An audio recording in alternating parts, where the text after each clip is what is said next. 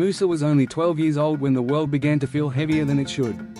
He lived in a small, quiet home where laughter had slowly faded into silence. Ever since his mother passed away, the walls no longer echoed with warmth. His father worked long hours, returning home tired, carrying the weight of grief in his eyes. And Musa carried it in his heart. Every evening, he would sit alone by the window, watching the sun melt into the horizon, wondering if somewhere beyond that golden sky, his mother could still see him. One cold night, everything changed.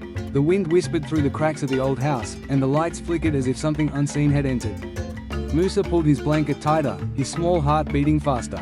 He had heard stories of ghosts that haunted and harmed. His grandmother used to say, "Not all spirits come to destroy, some come to guide."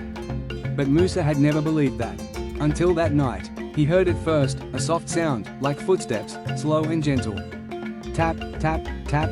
Musa. The voice was barely above a whisper, yet it filled the room. He froze. His name, someone had called his name. Trembling, Musa slowly turned his head toward the corner of the room. And there, standing in the faint glow of the moonlight, was a figure. It wasn't clear like a person, but it wasn't invisible either. It shimmered, like light trying to take shape.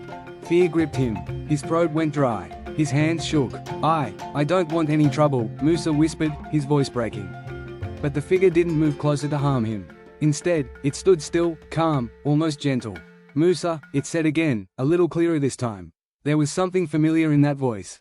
Something warm. Something safe. "Why are you so afraid?" the voice asked softly. Because you're a ghost," Musa replied, tears forming in his eyes. Musa jumped out of bed and ran forward, but as he reached out, his hands passed through light. He stopped, heart aching, realizing he couldn't hold her the way he used to. "I miss you," he sobbed. "I know," she replied. "And I see your pain every day."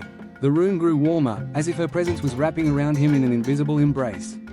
"But Musa," she continued softly, "I didn't come here to make you sad. I came to help you." Musa wiped his tears. "Help me? How? You've been carrying too much for someone so young," she said.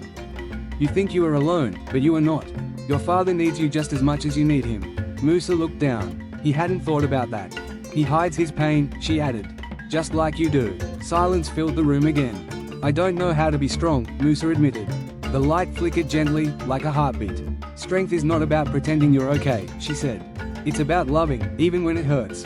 It's about standing up again, even when you feel broken." Musa listened carefully, holding on to every word. "I will always be with you," she whispered.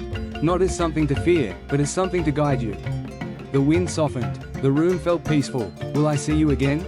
Musa asked. There was a pause. "Not like this," she said gently. "But you'll feel me, in your heart, in your courage, in every good thing you choose to do." The light slowly began to fade. "No, please don't go," Musa cried. "I never truly leave," she replied, her voice becoming softer and softer. And then, she was gone. The room was quiet again. But it wasn't the same kind of silence as before. This time, it felt full, warm, alive. Musa stood there for a long moment, his tears drying on his cheeks. He wasn't afraid anymore. Not of ghosts, not of the dark, not even of the pain inside him.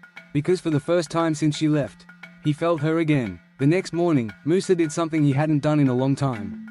He walked up to his father, who sat quietly at the table, and hugged him tightly.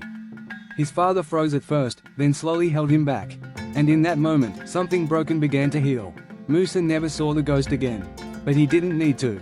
Because the day he saw a ghost was the day he found hope again.